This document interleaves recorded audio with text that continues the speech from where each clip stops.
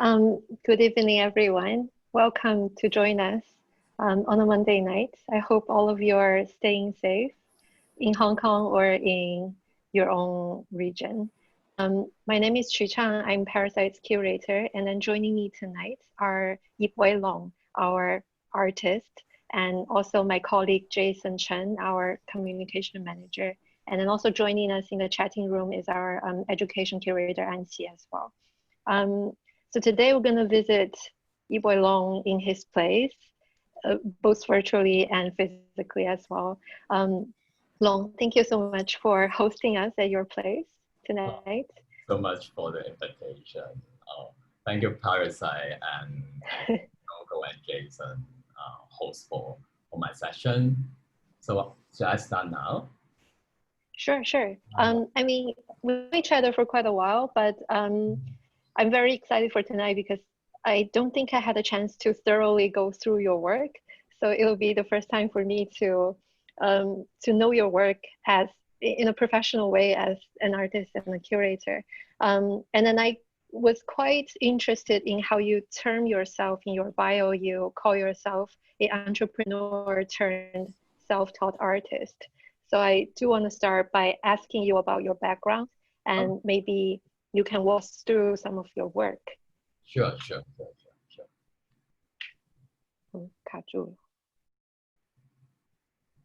Okay, now. It was frozen, no? No.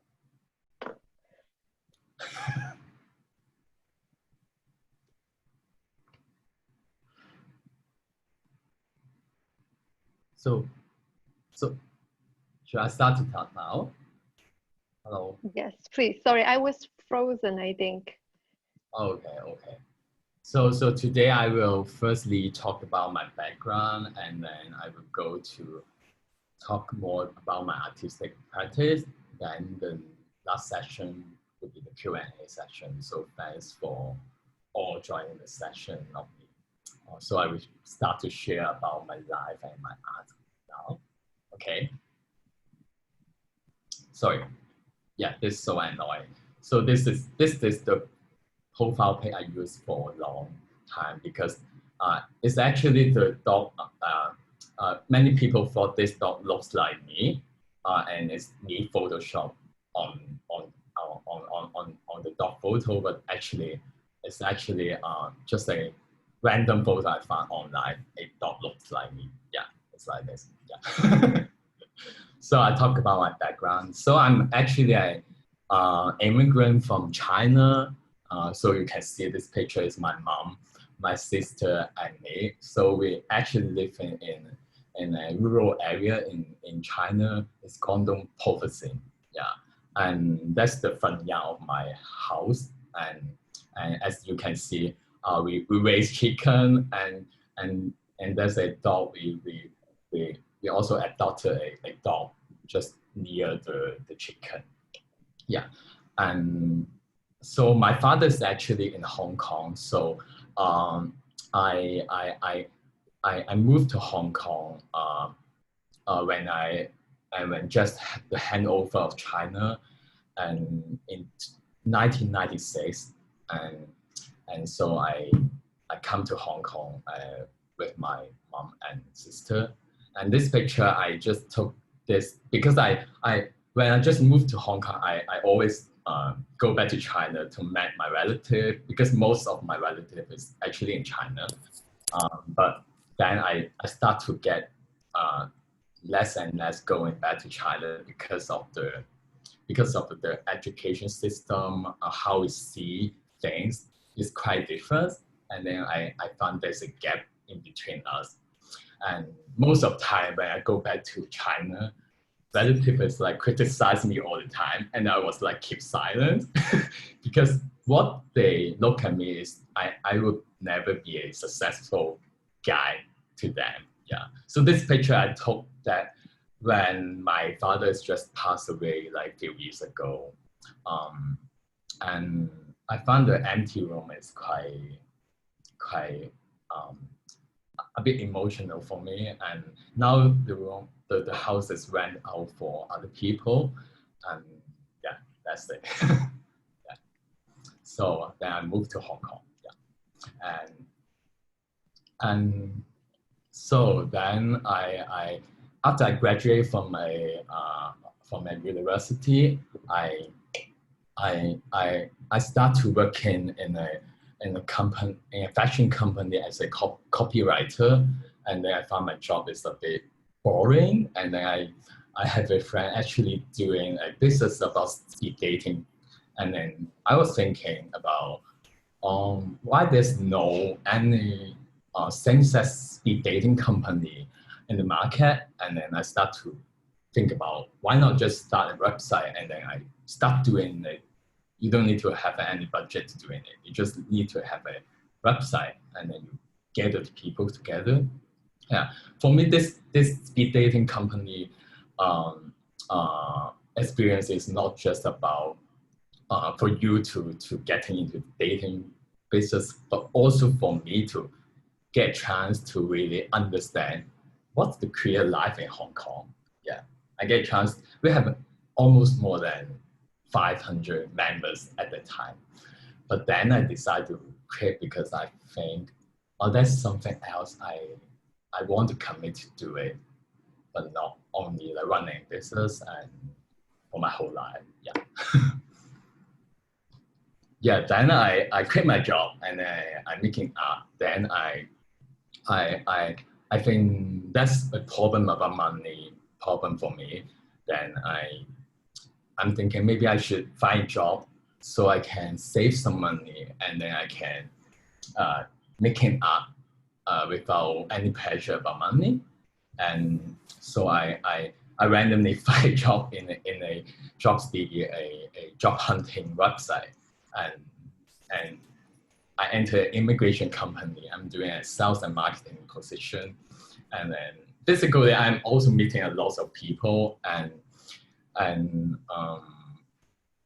it's quite a thing for me because every day I'm meeting clients. They're all intent to leave Hong Kong for political reasons, for different reasons, and it triggered me because I'm a Hong Kong person. I growing up in Hong Kong, but at the same time, all my relatives actually in China. So it makes me think about a lot how my identity, how should I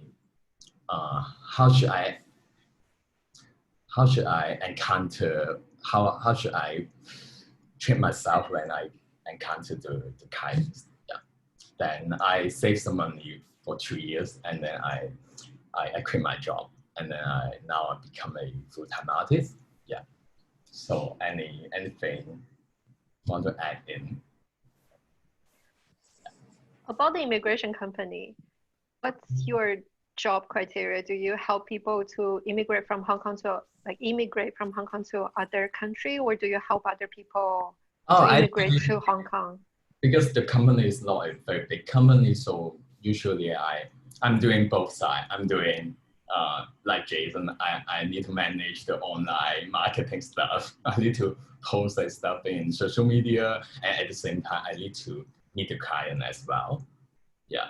So we are actually helping people to immigrate for other country or come to Hong Kong. But mostly it's like serve for Hong Kong people. They want to live to another country like Canada, America, or other countries.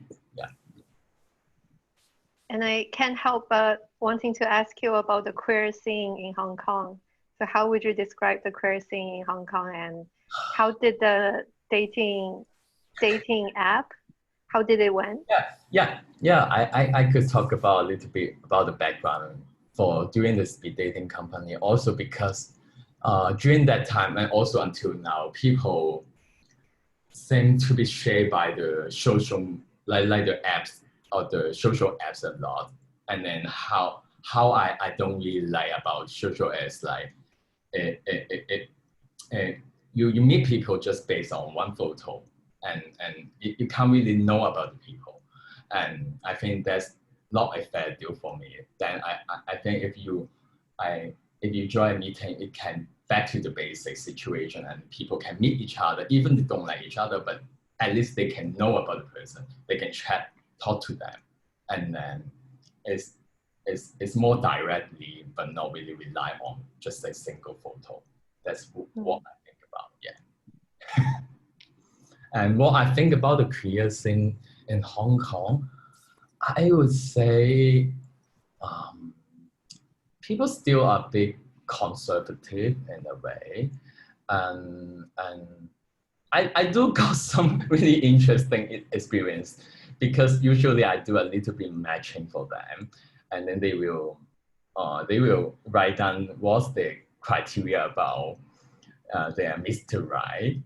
Yeah, and then and then I remember there's one client is so specific to indicate what he wants his right person looks like. It's like I want him to be like to back home like really early, like 9 o'clock, and then wake up early like 7 o'clock, and then no smoking or blah blah blah. I was like, no, I can't do this for you, you know. And it's really funny, yeah. It's just a bit sharing. Yeah. Anything?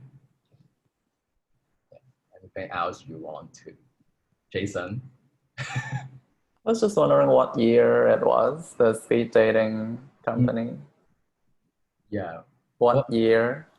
What year? Oh, I think about 2015. Yeah, 2000. Oh, okay. Yeah, it's around that time. Yeah, and yeah, let's move on. Yeah. Sure. Oh, sorry. Yeah, really annoying animation. Sorry. Yeah. Okay, so that's my early work. I actually start to by taking photos. I start to create art by taking photos, and then during that time, I don't really quite understand what means to me, what art means to me. I just grab my point and shoot camera, and then I'm shooting some Hong Kong landscape and what else I feel really relate to, or I feel something in there. And then yeah, and at the early stage, I usually take photos of black and white photos, and then looking back the photo, I feel like it's quite depressed, and it's very isolated in a way. Yeah. And that's some photos I took in my early year. Yeah. And many photos I actually, I like to hide the face, because for me, I feel like face is telling, sometimes I think face is telling too much information for me, and it distracts the way how you see in the visual content or the photo I want to present. So most of the time I hide the face of the models or my friends I took the photo of, which is, I don't know why I do that at that time, but yeah, I will share later why it's interesting how I get a chance to looking back all the artwork I do, and I find the relation between that. So usually I'm like reposition the person or the object in a domestic setting or even outside. Yeah. So I especially like to use a fabric to cover whatever I feel is not. I think that should not be the visual content that I want to really look at. Yeah, I will hide it with the fabric. For me, the fabric is, I like the fabric because I like the draping of the fabric. And then the detail, for me, it feels a bit alive at the same time, because it's like the vein of the human body. Yeah, that's some shot I took. Yeah. it's quite, I would say it's very explicit that time, the photo. It's very rely on the instant feeling, how I feel. Yeah, anything to add on. Was it digital or was it film? It's film camera. It's just a point and shoot camera. Mm. Yeah.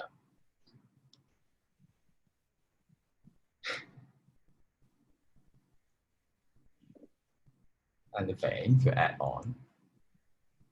I mean, Yeah? please feel free to go on. Okay. I just felt that it reminds me of a lot of different things because you went into very different styles, like some of the naked body forming different composition actually reminds me of Ren Hang's work. So I think you were definitely getting in a lot of inspirations from different people, and then the body wrapping, Definitely. especially, it has a very strong connection with like Chinese avant-garde. I think during the 80s and 90s, there are a lot of like experimental artists who were wrapping their body and then doing sound arts. So I think definitely that was as an early stage for your art practices. You were absorbing ideas and influences from different places.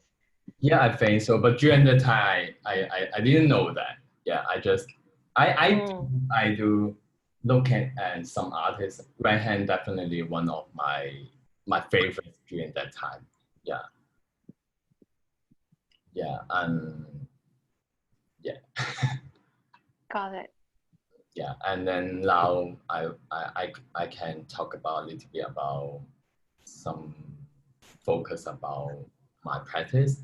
So firstly, I want to talk about how I think about how this identity of China in a artist born in China, and then I come to Hong Kong, how all those tension or struggle I get, how it morphed into my artwork. So let's start with this artwork I created in 2016. It's called Pepper.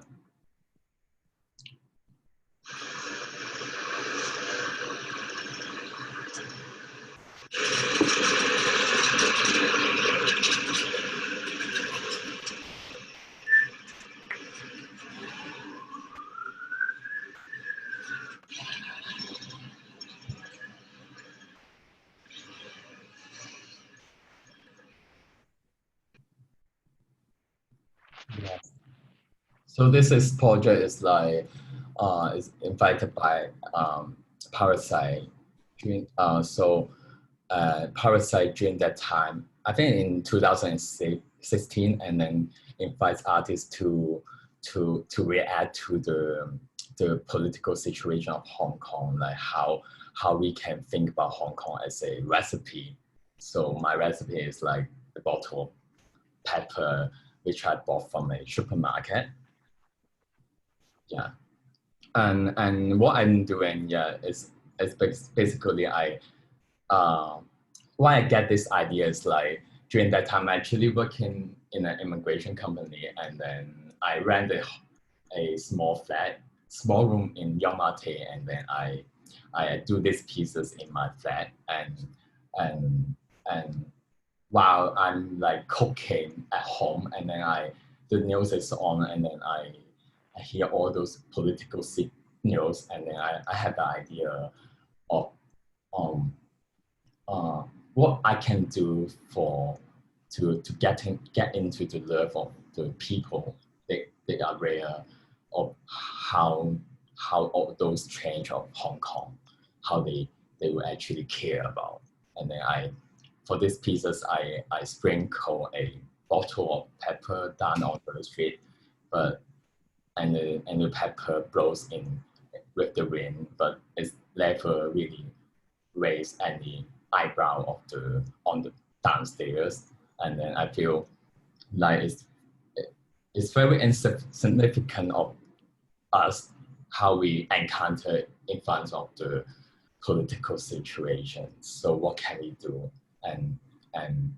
But at the same time, I feel like I could be one of the oppressor who putting all this thing to make it like this mess and difficult situation of Hong Kong.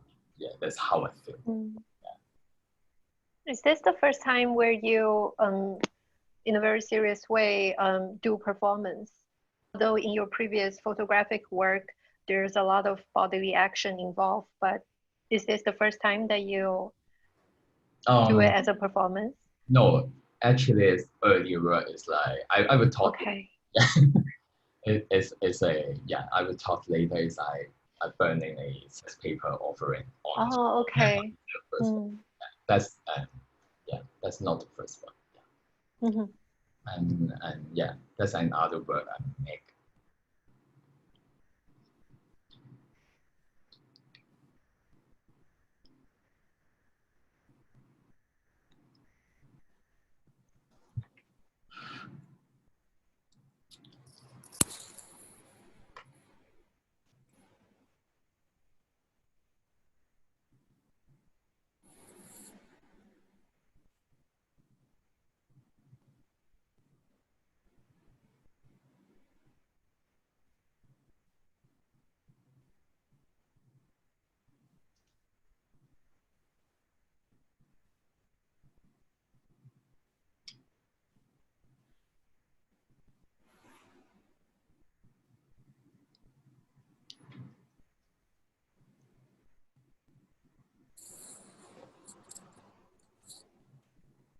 Oh, oh, 哇，厉害厉害！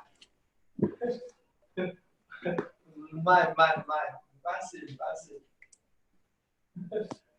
絕對唔會，絕對唔會，絕對唔會。成日都打電話俾你。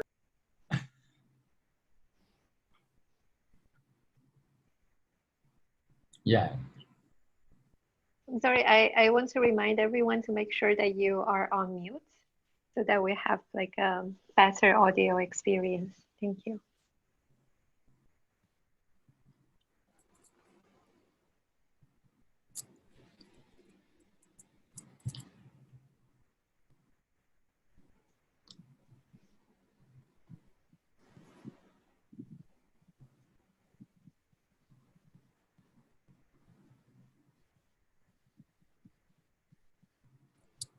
So this was about a golden ice like melting on a red velvet fabric, and then fast forward like 50 times actually, and for me the golden ice is a symbol of people, money, materialistic, and the flag is like it looks like a stage, but the ice will eventually like absorbed by the red velvet. So it looks like for me, I relate this is like an abstract image of a communist party flag, and I feel like it looks so staged, so beautiful. It looks like, but actually it will eventually disappear, all the money, all the people, all those things, and being absorbed by the red velvet foundation or country or the system. Yeah, that's how I think about when I making these pieces. Yeah.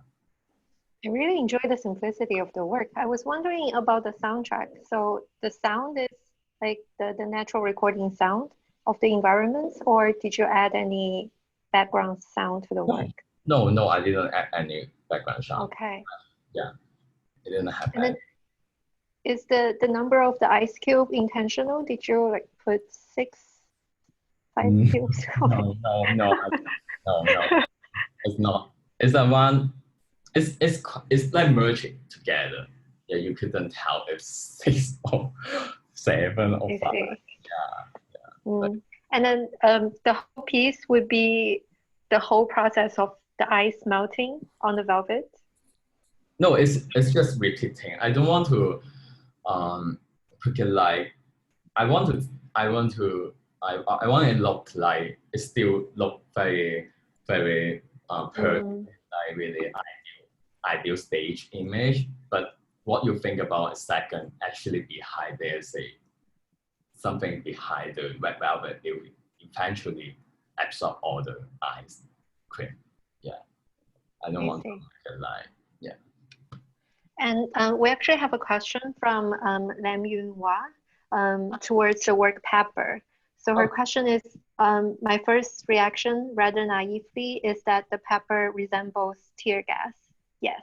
Sorry, I forgot to mention about it. So yeah. Yes, actually. And she says in 2016, people were very shocked by the use of tear gas. Today, we are kind of desensitized. Do you think people are insensitive, or are they just tired? Because in the work they didn't react to the pepper.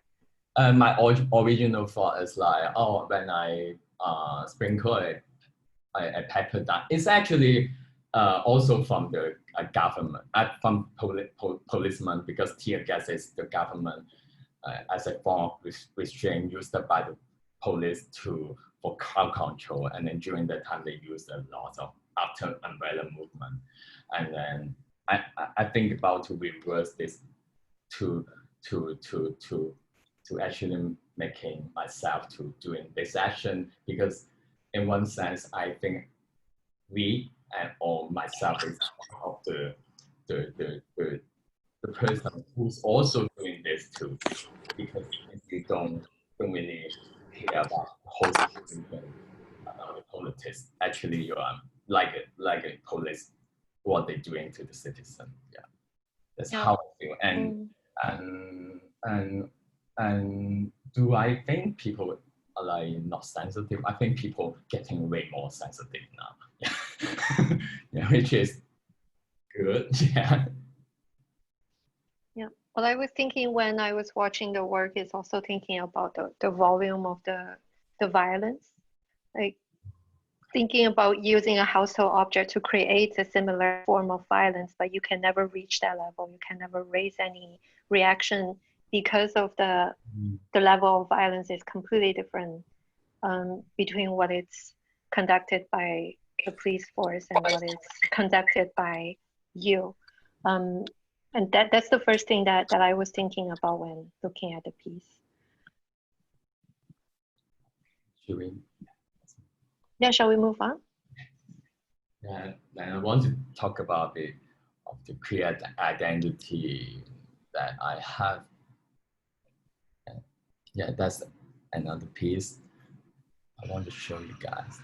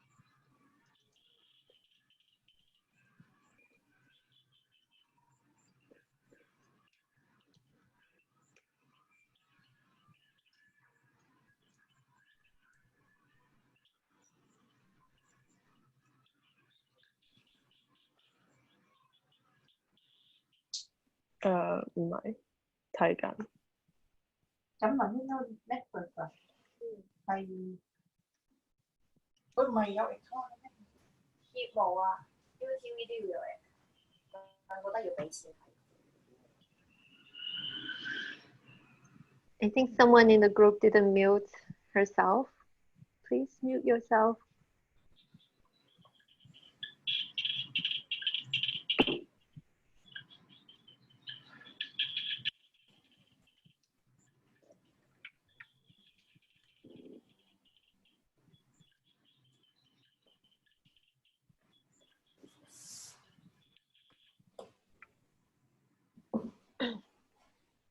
So Long, while we're watching the video, could you walk us through like what is the work about? I'm very curious about this piece. Okay. Oh, sorry. Yeah. So this piece. I made this piece while I'm doing a residence in Cambodia in Phnom Penh. There's a project, a project. Yeah, I actually get a chance to meet the director Lino while he's doing residence in Parasite. Yeah, and then we keep contact, and then he's inviting me to, because he likes my early piece. He likes one of my early pieces much, the one burning the sex paper offering, and then he's thinking, why don't you just come to do a residence and then see how you feel and about the country, and then I finally find I had some time, and then I went to there. I think there's a 2018, yeah, 2018, and this and while I'm in there, I get a chance to live in there for I think almost one to 1.5 months, and then this photo shows that I went to a quite a rural area in Cambodia called Kampot. Yeah, and then I get a chance to join their Ghost Festival in there, and I live in this house with the people in there, yeah, and so then I make a show in there. So during that time I was overwhelmed by how the religious stuff like fell in city, and then I questioned about a lot about how people should come into when it comes to their how they should deal with their desire when it comes to their religious belief. Yeah, because when you believe something, you just believe it. You believe in it, and then you don't question it. And then for some reason, it could be there's underlevel notes of consumption. It could be made because you would just do whatever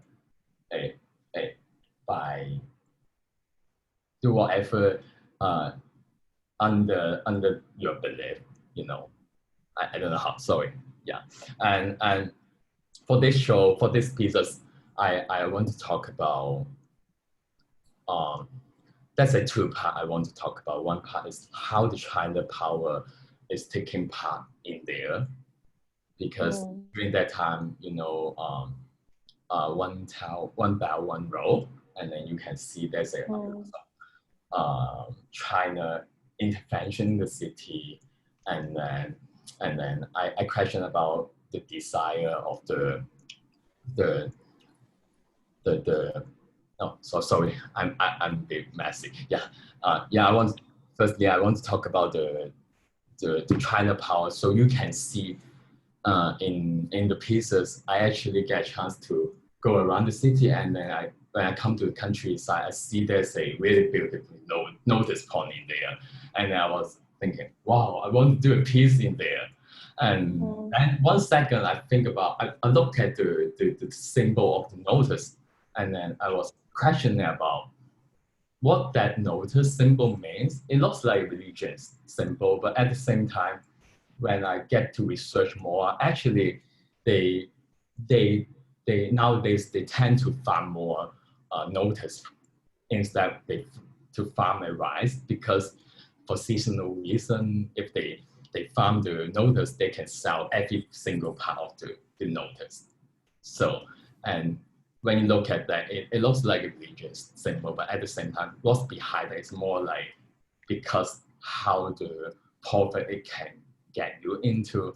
So in the pieces, you can see I dress up in a golden body shirt, and then it's like a symbol of the powers, the China power, and the gold and the money symbol. And then when I actually powering the beer down on the notice point, and it looks like I'm having a party with them, but at the same time, when you really look at the detail in this video, there's a hydrophobic effect of the notice. They actually don't want to really absorb the beer.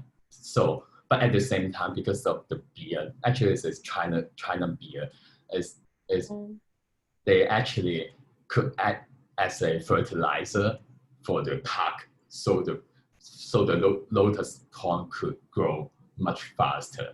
So I think that's fits quite my imagination of how the China power takes part in that area. Yeah. Is there a reason why you chose beer in particular to symbolize that sort of? Symbolize the China, also the China power. Yeah. Yeah. And I don't know how to translate that, but when I look at these pieces, I think about also the 出於污泥而不染, you know, that kind of thing. And for this show, I actually get a chance to make a solo show. And then for what you see in this show, you see all the, it looks like a sand, but actually it's the incense ashes I bought from the temples. It's all the incense ashes I bought in the temple. It's people's desire when they come to the temple. I get a chance, I chase that desire and I put it on the floor. So when people walk into the show, they don't know that's a incense ashes, but for 1 second, there's 1,000 of people's desire actually on your floor. And then that's what I'm questioning about during the time. Yeah. Yeah. And then there's another pieces I make on, I buy into a canvas. Actually, I have the pieces here. So this one, yeah, and that's actually the body shirt in the pieces, and then mount into the canvas, and I intentionally put the pieces above the eye level because I want to talk about that it's kind of like the God, like looking down on the people in that specific that thinking for me, yeah.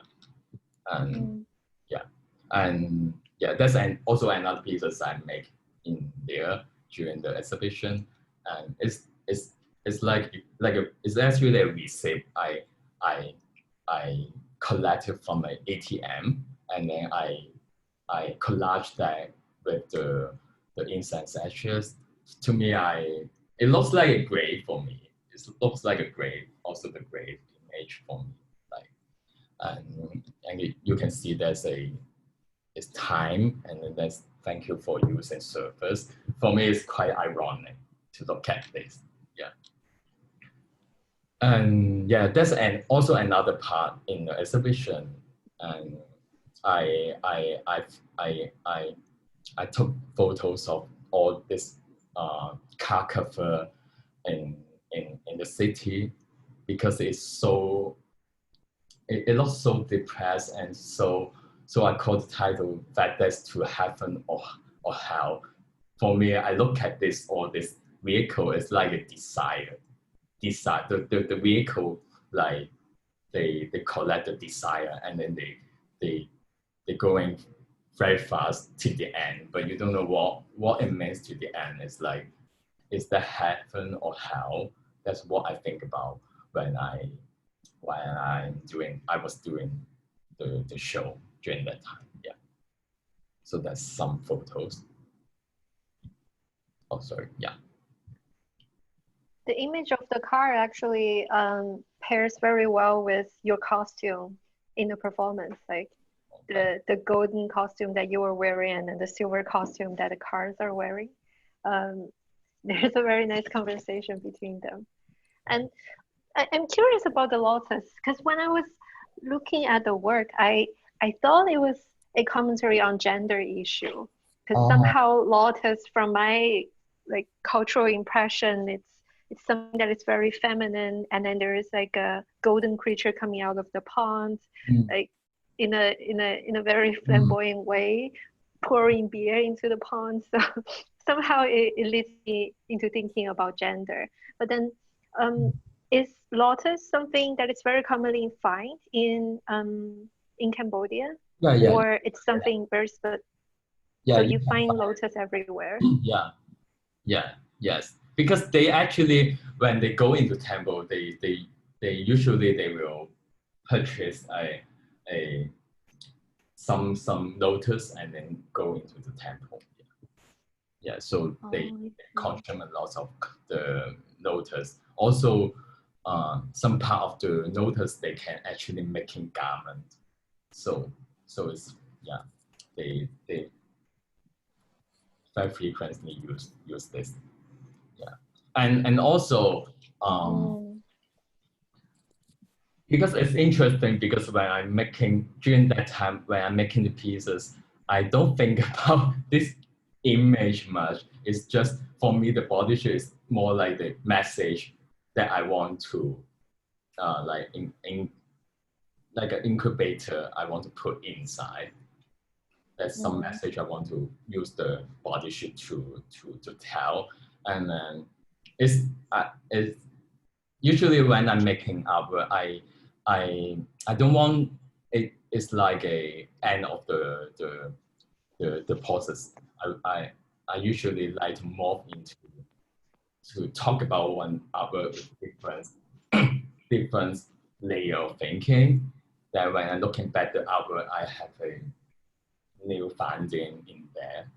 So when people telling me and relate my work to create thing, that I think about, oh yes, some people even tell that they couldn't tell it's girl or boy, but that's not my first think about. But yes, it looks like. I guess that relate that to the CVO pole, the Star Wars. Yeah, it's funny.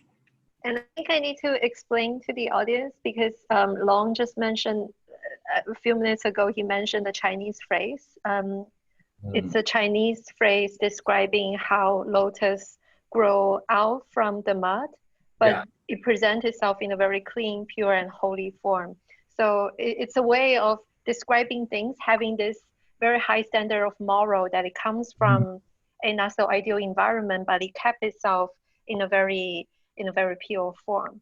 And then this can also play a little bit with how you do the performance. I think while you symbolize yourself as this idea of a Chinese economic hegemony, and then playing, like spilling alcohol, spilling this symbol of corruption into the pond, while testing its ability is whether it can endure under this environment. Maybe it's also something that you're playing with. Yeah. But actually, when I'm making these pieces, I can't really see anything, and I thought I would actually die in there, because downstairs is actually very dangerous. There's a pond. I don't know what's under there. It takes me like 2 days to making these pieces, and for the gesture I have in there, I didn't think about much when I'm making the pieces. I just want my task is pouring beer in the notice point, and then there's just a school next in there, and then there's many children, students in there. They're looking at me. They thought I'm doing a fashion shooting. Yeah. Yeah. So it's quite dangerous, I would say. And I wearing the cross, yeah, the cross under I wearing the cross the shoe, and then Crocs. yeah, yeah, and oh fuck, I don't want to die with that ugly shoe. Yeah, yeah. So Okay, shall we move on to the next one? Yeah, okay, sure. Thanks for the explanation. Yeah. No problem. Yeah, so that's then actually it's a very in 2015, I think during that time I'm still working. Is that I'm still working in a immigration company, I think, yeah. I'm making these pieces, and just like very random thought during that time, I'm like going into during Ghost Festival, I'm going into a shop and selling a paper offering, and then I see there's a absence of sex related product, sex paper offering product in a shop, and then I was thinking, if you're talking about desire, how you want people to live after die, and you shouldn't exclude the sex part. That's what I think. It's very simple initiation, and then I make all those things with two friends, and I ran a shop around the funeral area in Hong Kong, and I think I would say I'm quite naughty, and I want to challenge how people think about all these things, because I actually selling all those things and all those sex paper offering stuff, and eventually I did a performance. Sorry, it's funny, yeah. And eventually I did a performance, and I burned half of the paper offering. It's kind of in a humor way. It's like how you really desire for all those sex paper offering, the post, how they decide for all those things. When it comes down, they would only receive half. That's how I want to challenge how I believe in this, but at the same time, I don't believe in such tradition at the same time. Which half? The top half of the... Which half? The top half or the bottom half? No, it's bottom half, yeah. And also I burned some dildos and other stuff, yeah. So yeah, and so it's like you crave for sex, and 1,000 years to go, and then they only receive half of the sex toys, yeah. Sorry. Yeah, so it's like this, yeah. Yeah, sorry, yeah. And yeah, that's another part I want to share of my practice about the spirituality. Actually, I share some of my background, why I found this so related to myself. So during, I forgot, it's around 2014, yeah, or 2015, I forgot. Right before my birthday, I was like, I had a random thought to just random pick a location, and then I bought a ticket and then fly to Tibet in Lhasa, and then you can imagine it's like a very emo boy, and I feel a bit depressed, and then right before the birthday, and then I fly to the Lhasa, and then thinking about what should I do in my life. It's like this, yeah. And then I fly to Lhasa, Tibet. I don't know what that place is at all, yeah. And then it's quite crazy, I would say. And then during that time, I was like just stay in a walking around the temple. I don't really explore much about there. I just looking at people and then thinking about life and how people meditate, how they have a have very how they look at their religion, how they meditate. I just observe people in there, and then that's my first time actually get a chance to know more about different kind of like religions, like Buddhism. Yeah, and I get a chance to go to a Tibet style of disco. So this is a disco I went into, and they don't serve alcohol. They just serve as tea, and then they invite people to go on the platform, and then you can dance together. And yeah, and that's the friends I made in the trip. And that's one of them actually a monk. One of them actually a monk. Yeah. And when I go back to Hong Kong, I'm very lucky. I met one of a friend, a still very close friend. He's actually from China, and then and he told me he went to a temple in China. He suggested me to go there. It's actually in Jiangxi, yeah, called Dongning Temple. Yeah, and then I just bought my ticket again, and then I'm going to that temple. At first, I was thinking, oh, maybe I need to listen to some lessons every day. And then at the end, it actually had no any lecture in the temple.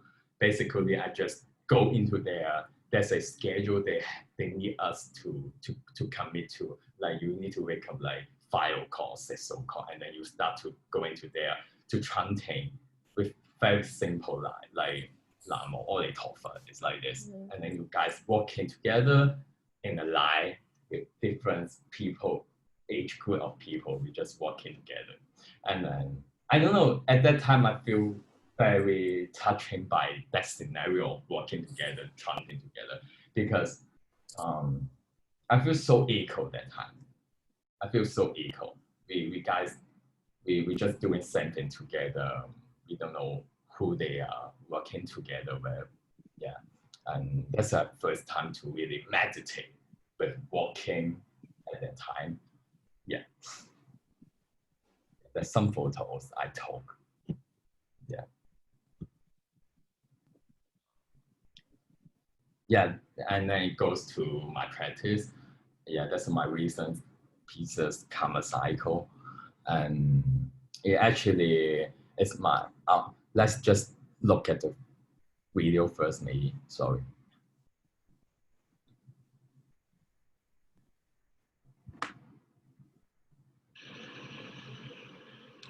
That's the trailer of the pieces.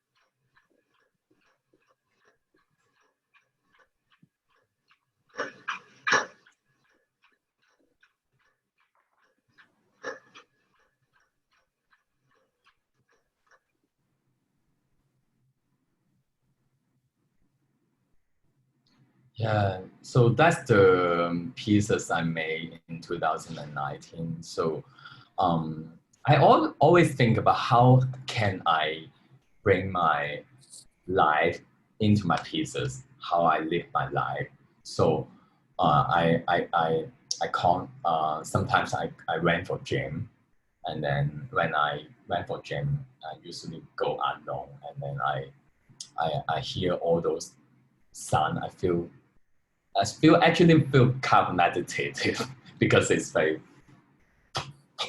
it's like this, and And I think how can I make it pieces to express that kind of situation relate to how I feel about the political situation in Hong Kong. And then I made these pieces, and I know I always very greedy in when it comes to making pieces, because in my mind there's like many thinking.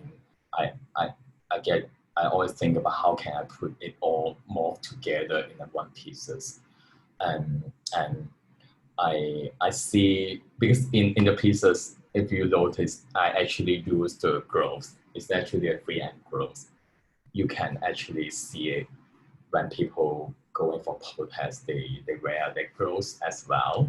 So when I see these pieces, for 1 layer, I will see that as a chapter situation about the whole political situation of Hong Kong.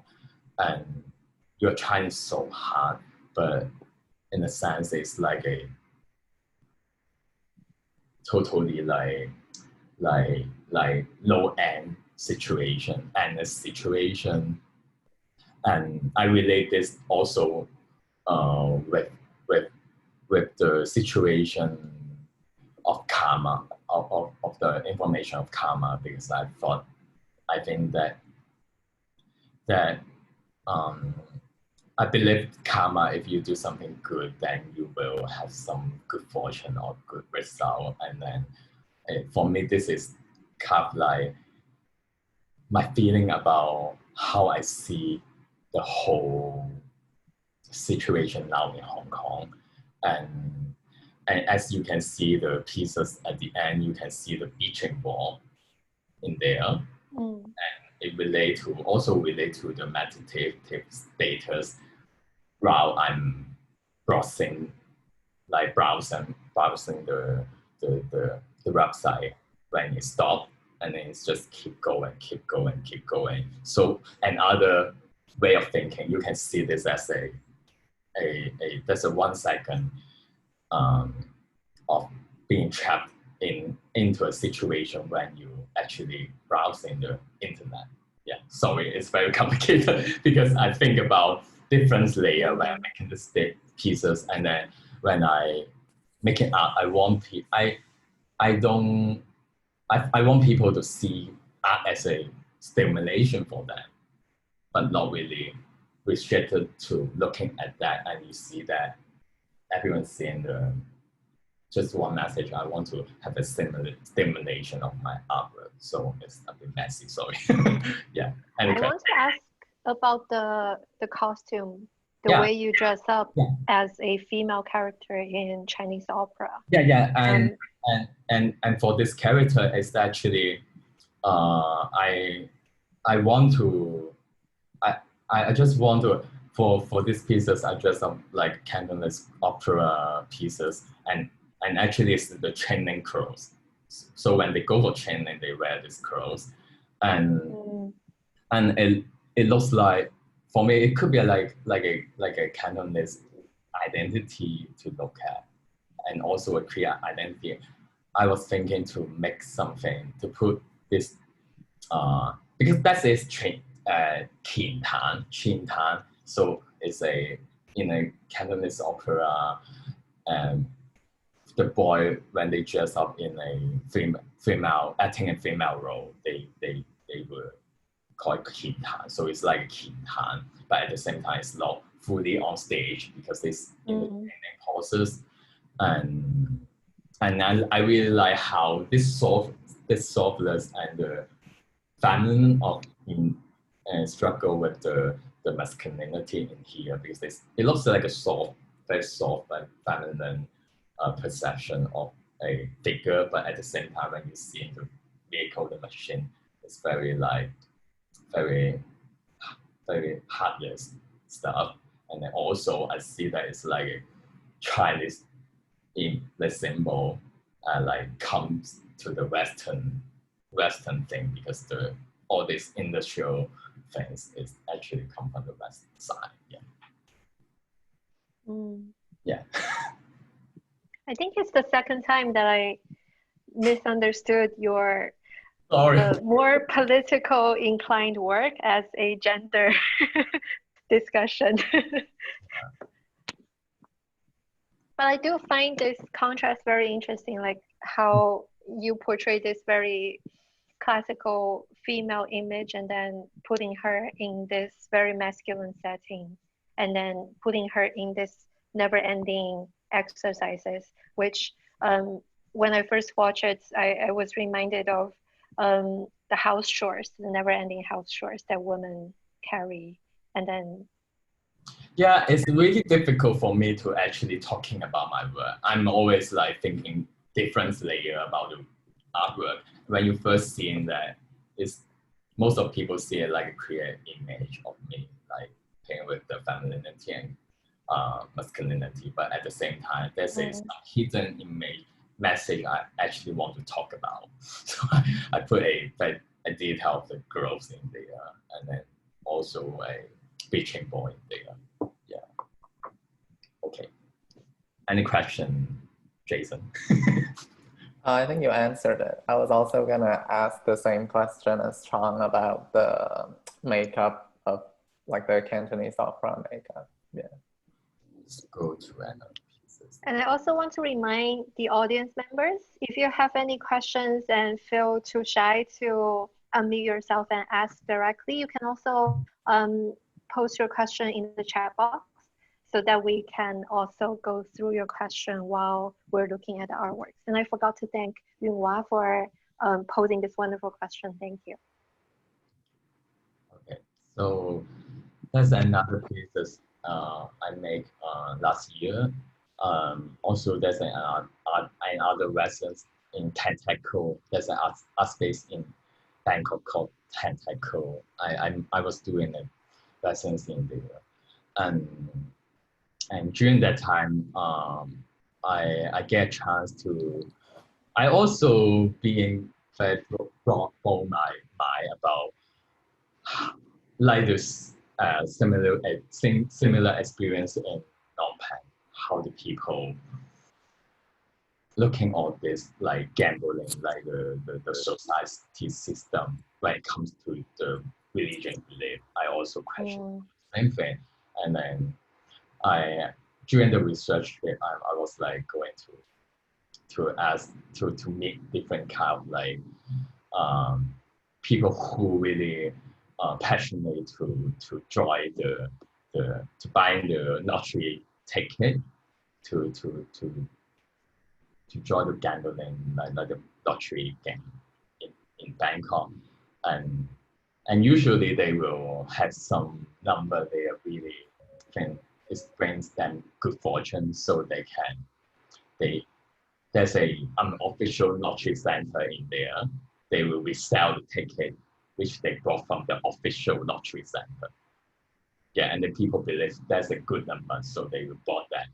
They think there's a high chance they can beat that game. Yeah, and then I think it's very interesting because for one sense for some reason I think about this unofficial lottery center because it's just next to the official one. So the government actually know about that. And then I was thinking about because Bangkok they didn't have any democracy like voting system, and then I was thinking how people doing of their desire or what they want in life on their right, and then I'm thinking that an official lottery center could serve as that purpose if they have something they really want or they want to believe in, and then they go for temple, they pay for the good result of the lottery game, and then they go with the lottery center, unofficial lottery center to buy the ticket, and then their desire, their trapped emotion can release in that situation, that site. And I think the government intended to see it with one eyes open and one eyes closed at this situation. Yeah. And then what makes me make that pieces is actually this photo. Yeah. So this photo I found, in a Google map, when you see the location of the lottery center, unofficial lottery center, I see this photo is interesting for me because you actually see a monk, they spend all the money buying the lottery. And I think, yeah, that's interesting that the struggle, the tension might come to the trade of fortune when in a religion. I don't know how to talk about that. Something like this. Yeah, and now I can show the pieces to you what I make. Yeah. So I make this for video installation. That's this.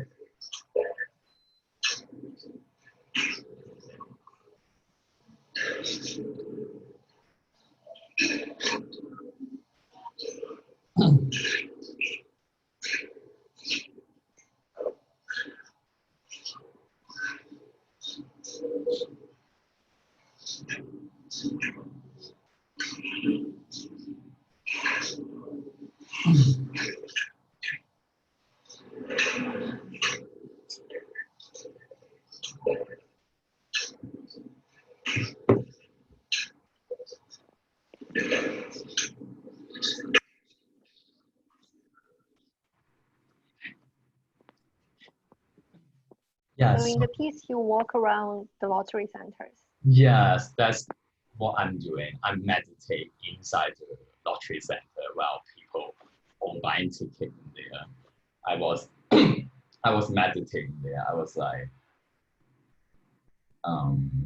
that's just my instant feeling because that's very messy in there because people like trade of fortune. They are like, there's lots of trade in there, and then like as you can see, there's a sound like pop pop pop. It's actually a stable sound because when people stable the paper of the ticket and then they pop pop pop pop pop, just keep doing that. And I was meditating in there, and for me it's an interesting experience because I actually because it's very difficult for me to do that because actually it's not fully allowed to shooting, but I didn't shoot for people's face. So I just using the phone and alone and meditating there. During that time, I was like thinking about, I'm concentrating, but at the same time, like recording the whole thing with the medium of the phone, the technology thing. And I was like, keep consciously meditate, but at the same time, like losing my consciousness at the same time. Yeah. I'm like doing that thing. Yeah, that's what I think about.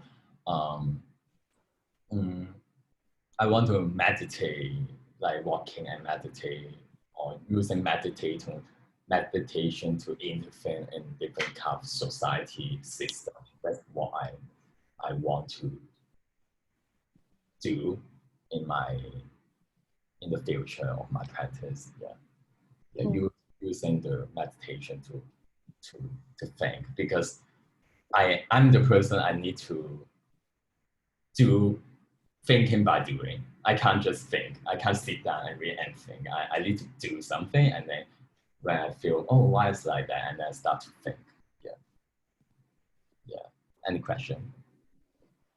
There's one from the audience. So Steak Film says, we love your t-shirt. Where did you get it?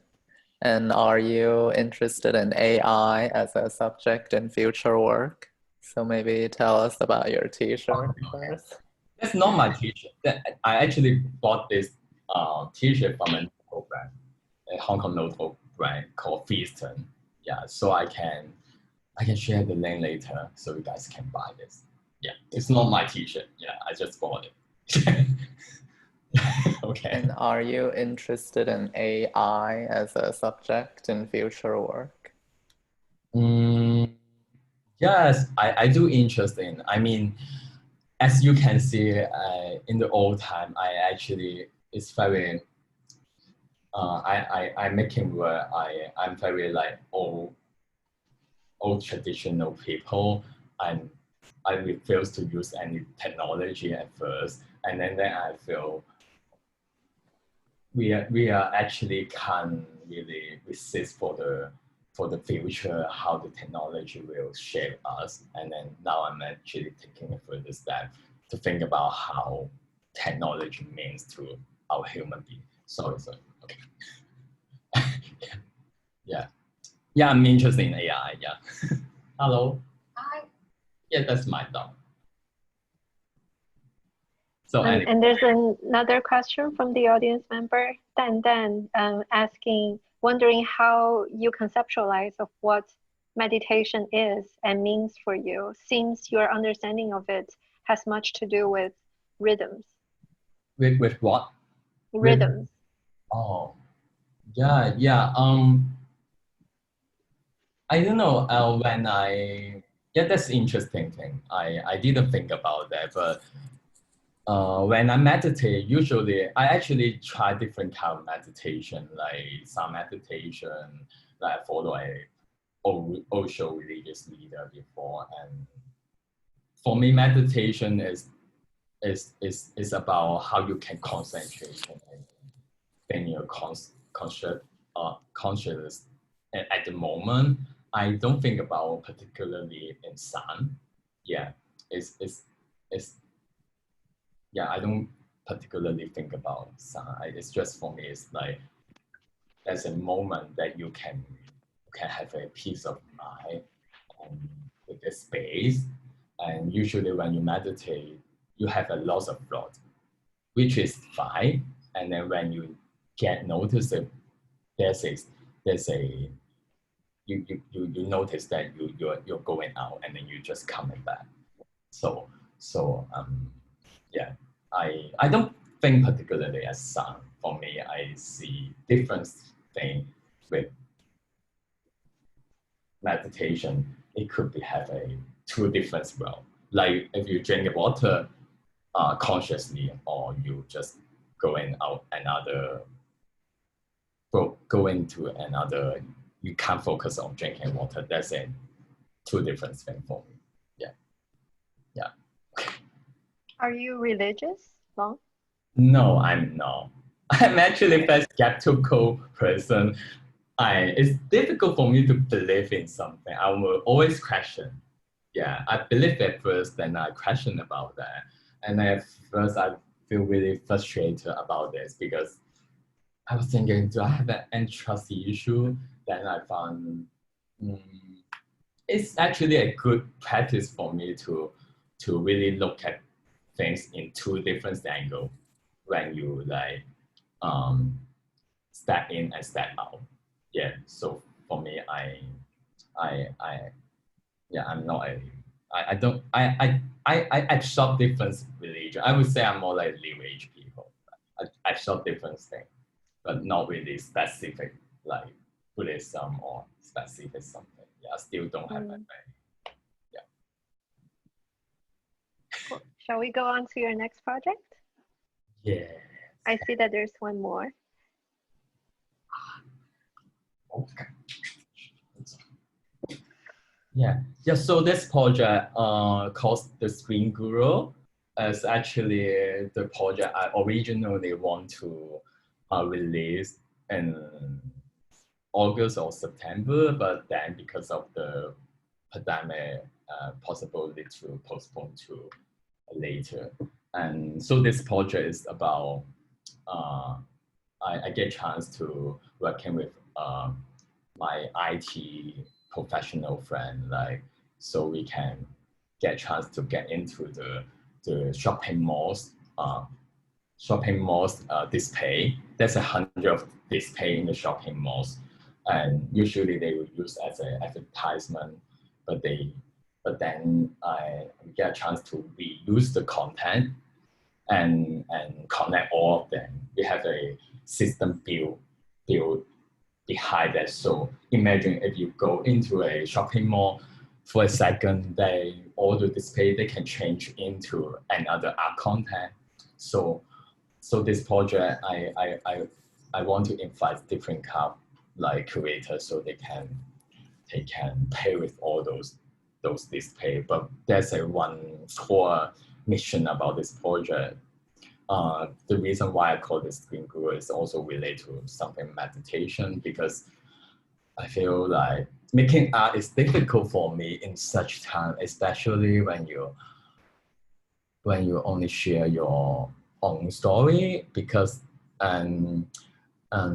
because art is always like asking you for a question. Then I was thinking about, what about if you see some art that's actually can bring you peace of mind, or even we look in the artwork, then we can meditate in such very chaotic situation in Hong Kong. When you're walking in a shopping mall, maybe you can just pause and doing some meditation together.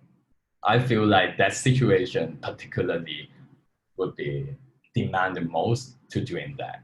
Yeah, because usually when you meditate, there's an occasion you in a meditation event. Yeah, then I'm thinking about, it's also my interest. Maybe we can bring different kind of meditation to people in such very chaotic situation, political situation to Hong Kong, and people can just think about a second to clear their mind what they gonna do in the future. Yeah, that's what I think about.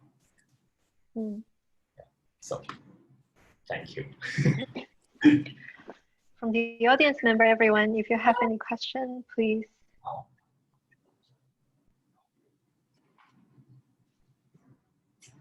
Oh.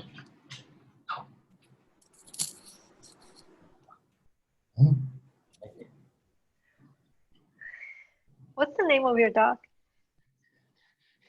She is actually called Guru. Guru. What? Guru. Oh. Yeah, I was like, I learned so much from her. Yeah, because today I was thinking, I wish I could be simple mind as you. You're just eating, like sleeping all the time. I wish I could be her. Yeah, I was like looking at her and learning how to be a better guy, better man. Yeah. If we don't have any question from the audience member, I have a follow-up question about meditation. It's very similar to what Dan was asking. Oh, we have one. Let's go to the audience question first. So L is asking, does the pandemic, social distancing give you any drive or even new inspiration to make any art? I actually have a project I want to make about, it's about the ghost story. I want to collect the ghost story people actually experience and during the pandemic. Yeah,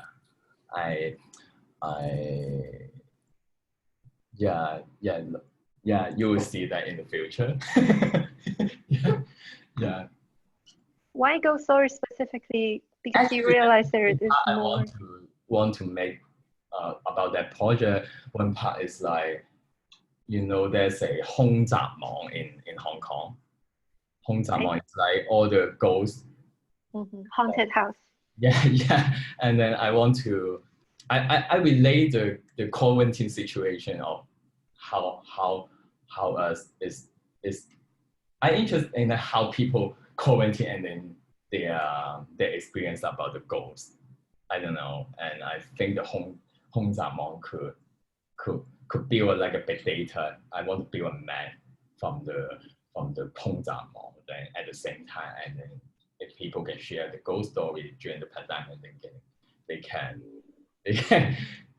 share to me, and then I can pin on the map, and then I still don't know what to do, but I have this idea. Yeah. Because I think maybe many people think about ghosts, they think about in a not a good experience. But for me, watching a horror movie is just very relaxing for me, because it actually can escape, and then you can share your really negative emotion at the same time. It can't relate for me to watching ghost movie. So I start to think about if people can share your ghost story, and maybe it can be good at the same, can bring a good experience because To answer Dan, 凶宅网, so a haunted house website.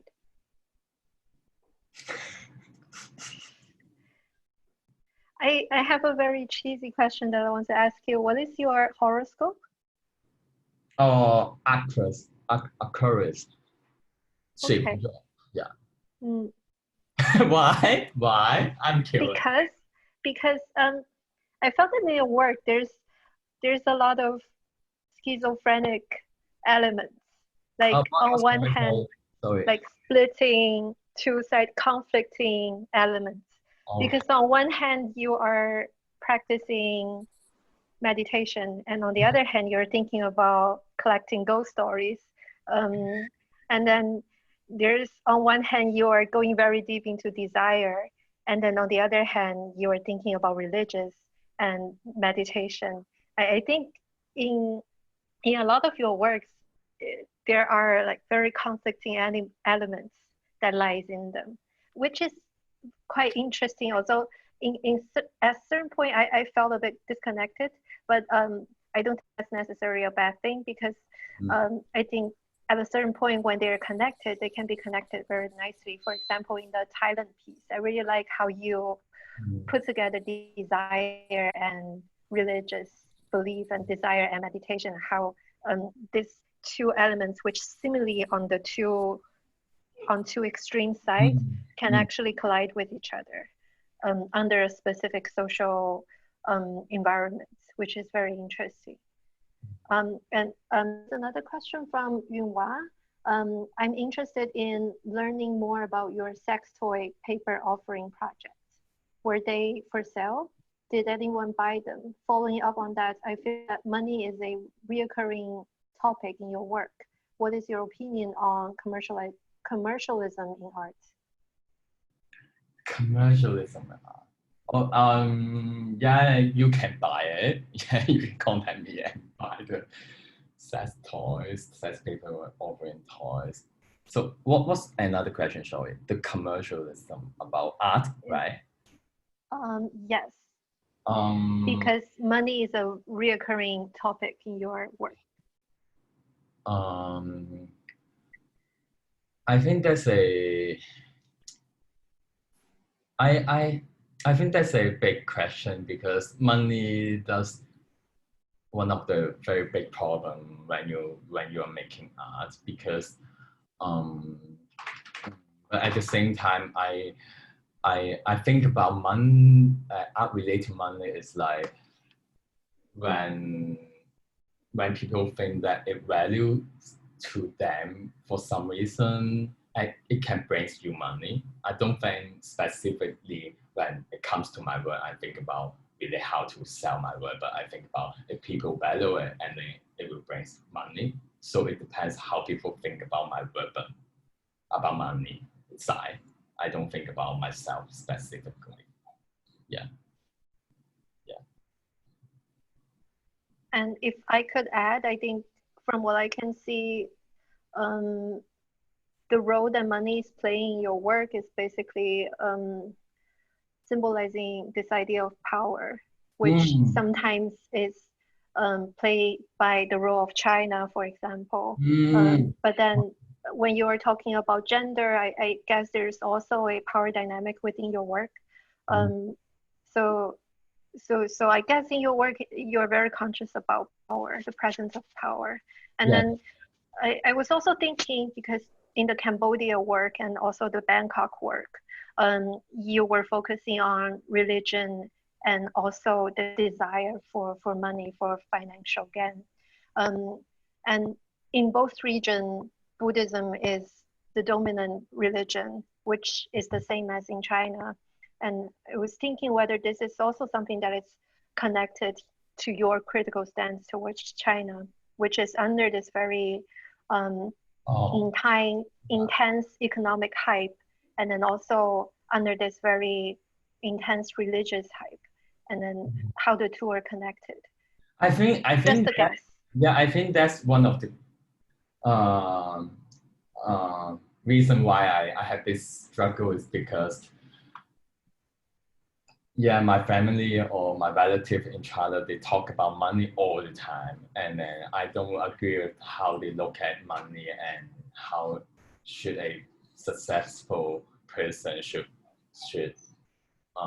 present like, and that's all the struggle, and I have an emotion that I try to transform and morph into my work, which is, yeah, it's interesting for me. I didn't think about it much, but that's something I really question. And at some point I think about, yeah, and also because of money, always there's conflict in between the society all the time. Yeah. Do we have any more questions from the audience member? 快啲得唔得啊你？做乜嘢啊你？做乜嘢啊你？咩事？做乜嘢你？做咩要玩你？ How old is she? Oh, just 4 months. 4 months. Yeah. Oh, so young. Yeah. So she will grow much bigger. Yeah, it's like a middle Oh, size dog. You should meet puppies me are the together most fun. with your dog. Sorry? You should meet together with your dog, your poodle. She should meet with your poodle. With your poodle, meet together. I would love to. Yeah. I would love to have them play together. Although she's a puppy, so my dog is already 6, so he doesn't play with like younger kids that often. Too energetic you are. No.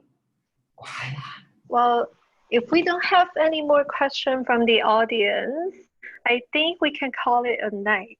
Long, thank you so much for So much. walking us Thank you. through. It's been a pleasure knowing more about your works. Yeah. And I'm looking forward to seeing your new project. Okay. Either the ghost one or the guru one, the meditation one. Thank you. Thank you so much. Thank you so much, and Thank thank you you. everyone for joining us and staying with us for 1.5 hours. Have a nice evening. Bye bye. Bye bye everyone. Bye. Thank you.